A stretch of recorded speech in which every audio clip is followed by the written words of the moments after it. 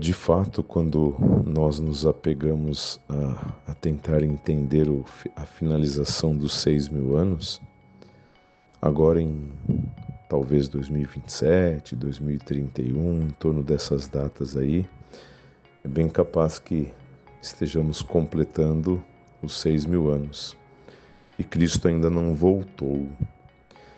Mas é bem verdade que, assim como em 2027 ou 2031 está finalizando os 6.000 anos, mas em 1844, 1888, já havíamos entrado nos 6.000 anos. E Cristo já poderia ter voltado. A profetisa nos diz, né? Se o povo... Ela diz duas datas, que Cristo poderia ter voltado de fato também em 1844 e também em 1888. Mas o povo em 1844 não se preparou, caiu da fé por causa da decepção e logo após Cristo já poderia ter voltado. Aí depois, em 1888, novamente, foram apresentadas para Wagner e Jones a mensagem da justificação pela fé. E a igreja recusou. Esta foi a fraqueza da igreja, ela não ter obtido forças espirituais, negaram a Cristo, negaram a divindade de Cristo, que é totalmente capaz de habitar em nossos corações. A justiça de Cristo é comunicada, que faz por nós, ou seja, Cristo habitando dentro de nós, ele transforma o nosso caráter. Esta mensagem foi recusada por não estudarem as duas naturezas de Cristo, a humana e a divina, que Cristo, através da sua natureza humana, ele fez por nós, onde ele morreu em nosso lugar e pagou o preço dos pecados por nós. Mas muitas vezes esquecemos da outra parte, onde Cristo, através da sua divindade, sua natureza espiritual, seu espírito, ele consegue habitar plenamente em nossos corações, transformando as nossas vidas. Essa justiça comunicada em nós, ela pode transformar nosso caráter. E essas mensagens não foram compreendidas ou recusadas em 1888. Assim, o alto clamor que havia sido iniciado em 1888 por este anjo, essa glória que poderia ter enchido a terra, só houve gotas, porque o povo do advento da época recusou a mensagem da justiça comunicada em nós. E assim essa foi a fraqueza da igreja.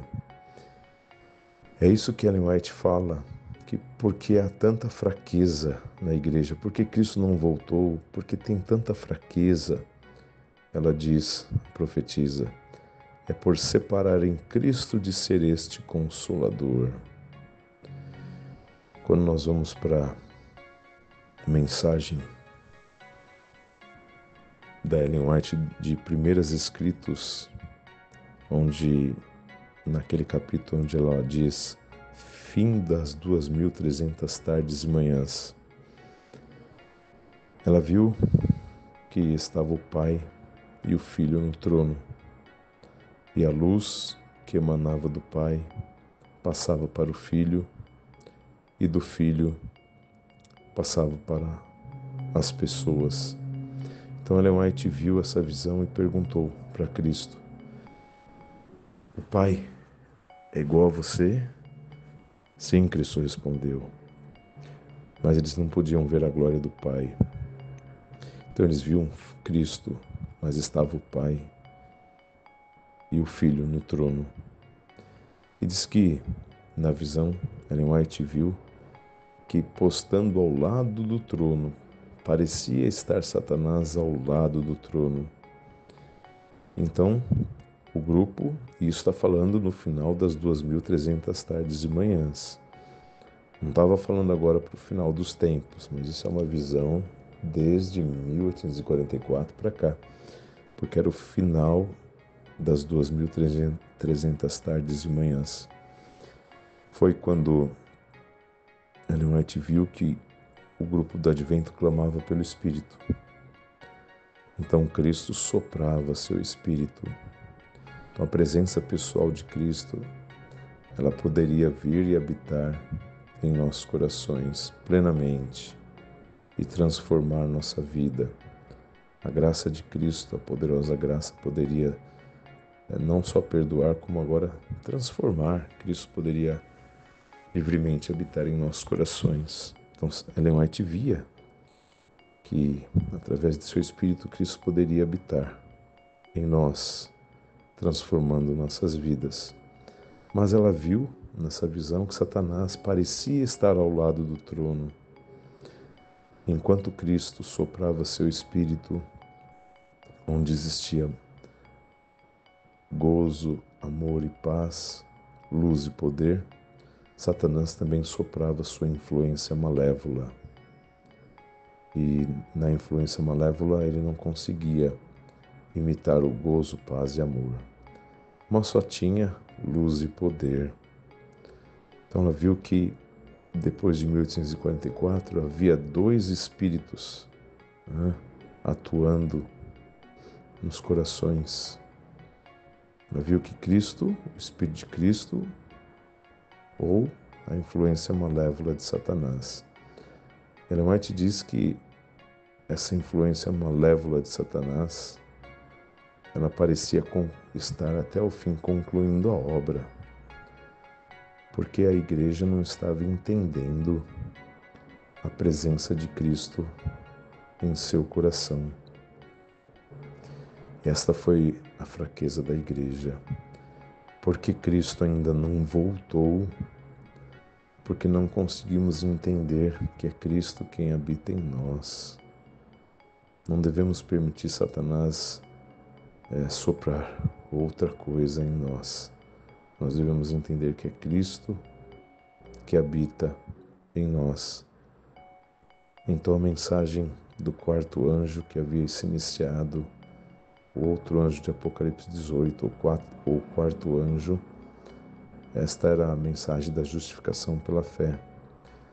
Cristo divino ali foi recusado. Satanás desde o céu sempre quis eclipsar que o Cristo divino, o divino Filho de Deus, era o comandante das hostes celestiais. Satanás e os anjos caídos não queriam aceitar. Quando Cristo veio aqui para a Terra, eles só queriam aceitar aquele ser humano como se fosse um profeta, mas não a parte divina de Cristo como se fosse o Filho de Deus. Satanás em todo o tempo sempre tenta eclipsar o Cristo divino dos corações dos homens. Isso não foi diferente em 1888, com a justificação pela fé. Não entenderam ou não aceitaram Cristo como esse que transforma a vida. E de lá para cá, a nova teologia humana despreza os textos inspirados de um claro assim diz o Senhor, e se baseia em suas teologias humanas e diz que não é Cristo que habita em nós. Infelizmente, esta é a fraqueza da igreja. E essas verdades precisam ser reparadas, porque antes que Cristo volte, a igreja precisa adquirir força, a igreja precisa recuperar o conhecimento da graça transformadora de Cristo, não somente a graça perdoadora. Cristo é aquele que perdoa, mas é aquele também que transforma através do seu Espírito, habitando em nós. A presença pessoal do próprio Cristo é muito capaz de habitar em nós. Era aquele mesmo Cristo que estava na fornalha ardente que foi chamado por Nabucodonosor de o Filho de Deus, esse mesmo Cristo que já habitava com os homens, ele pode também habitar plenamente dentro de nosso coração. E é escondido isso, nós não temos conhecimento por causa da nova teologia humana que esconde isto. Satanás, ele infiltra. No vídeo citado agora, muito interessante como é desmascarado esses detalhes, né? A teologia humana tentando encobrir a verdade. E no vídeo mostra que nós devemos ser berianos. Quando vemos uma mensagem, claro que devemos aceitar do pregador, mas sempre devemos investigar, ver nos livros, ver os textos inspirados, ver se isso de fato é assim, para nos alicerçarmos nesta fé. Nós temos que entender que a influência jesuíta, infiltração jesuíta em todos os lugares, mesmo dentro da Igreja de Deus, e essa influência jesuíta, eles querem encobrir as verdades. Satanás não é bobo, o papado não é bobo. Eles sabem que o alto clamor vai desmascarar o sistema caído de Babilônia. Isso vai fazer no final com que as nações se voltem contra o sistema, lá em Apocalipse 17, onde vão matá-lo e vão queimá-lo e comer sua carne, né? Essa grande prostituta, essa que dá o vinho de engano a todas as nações, será depois odiada. Ela vai cair. Apocalipse 18 fala que vai cair. Caiu. Cai Babilônia em dois sentidos. Cai no sentido espiritual, né? Porque ela está caída, ela dá o vinho fermentado, então ela é um sistema caído, poluído. Mas também ela cai fisicamente também. Os reis da terra vão se lamentar quando Babilônia quebrar. E Babilônia vai quebrar por causa do alto clamor do Apocalipse 18. Nós vamos desmascarar. É o mesmo de Daniel 11, onde o rei do norte ele teme os rumores do oriente. Então esse é o alto clamor. E não haverá quem o socorra, lá em Daniel 11. Porque na Idade Média, em 1798, ela recebeu a ferida de morte. Só que a segunda besta, em Apocalipse 13, faz uma imagem a ela e recupera seu poder. Mas agora não haverá quem o socorra, o sistema vai cair. E o papado sabe muito bem que é por causa do alto clamor da Igreja de Deus que vai desmascarar seu sistema. Então nós vamos desmascarar o sistema. Só que antes que essa batalha se trave, o que Satanás, o que Babilônia, o que o papado está fazendo? Infiltrando mensagens errôneas dentro de nós, a fim de que nós não entendamos a justiça de Cristo, a fim de que nós não alcancemos força espiritual. E assim a obra não é concluída e assim não temos força para clamar contra o sistema, para derrubar o sistema. Igual as muralhas de Jericó, quando o povo de Israel marchou em volta e as muralhas foram destruídas. Nós precisamos dar um sonido certo, a trombeta, para ruirmos os muros da atual Babilônia. Que Deus possa trazer força espiritual, que a justiça de Cristo, tanto comunicada como imputada, que nós possamos abraçar essa justiça de Cristo e recebermos a força espiritual, para que assim o quarto anjo não sobrevoa de forma manca, com uma só asa, mas que ele possa erguer voo pleno e essa mensagem possa alcançar os quadrantes da terra, que essa mensagem venha se tornar realmente um alto clamor.